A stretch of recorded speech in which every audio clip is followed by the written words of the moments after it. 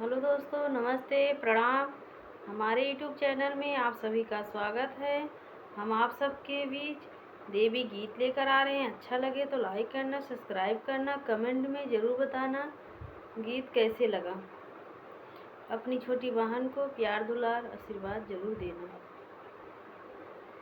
बीड़ा बजा के मैया, बीड़ा बजा के कहवा जाते बाड़ू ना, कहवा जाते बाड़ू ना, हमका दिहलू ना दर्शनवा, कहवा जाते बाटू ना, हमका दिहलू ना दर्शनवा, कहवा जाते बाड़ू ना।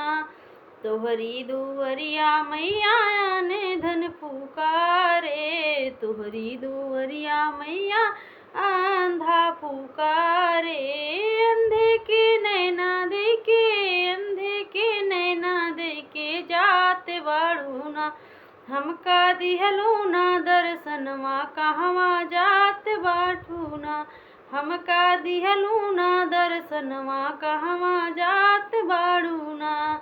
बीड़ा बजा के मैया, बीड़ा बजा के कहवा जाते बाड़ू ना, हमका दिहलू ना दर्शनवा, कहवा जाते बाड़ू ना। तोहरी दुवरिया मैया लंगड़ा पुकारे, तोहरी दुवरिया मैया लंगड़ा पुकारे, लंगड़े के पैरा दे के, लंगड़े के पैरा दे के जाते बाड़ू ना, हमका दिहलू ना दर्शनवा, कहवा जाते बाड़ू ना, हमका दिहलू ना दर्शनवा, कहवा जाते बाड़ू ना। बीड़ा बजा के मैया, बीड़ा बजा के कहवा जाते बाड़ू ना, हमका दिहलू ना दर्शनवा, कहवा जाते बाड़ू ना।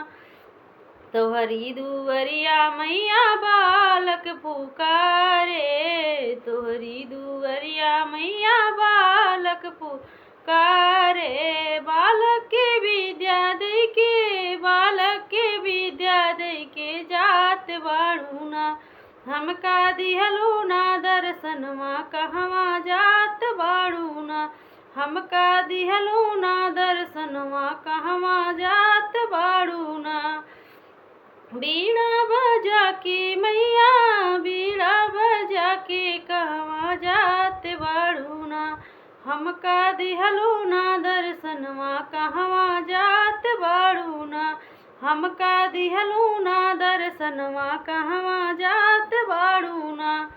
तोहरी दुवरिया मैया बालक पुकारे, तोहरी दुवरिया मैया बालक पुकारे, बालक के विद्या दे के, बालक के विद्या दे के जाते बाड़ू ना, हमका दिहलू ना दर्शनवा, कहवा जाते बाड़ू ना, हमका दिहलू ना दर्शनवा, कहवा जाते बाड़ू ना।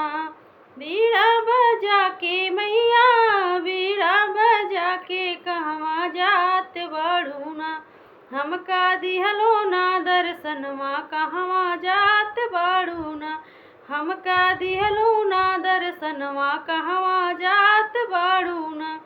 जय माता दी दोस्तों, गाना अच्छा लगे कमेंट में ज़रूर बताना।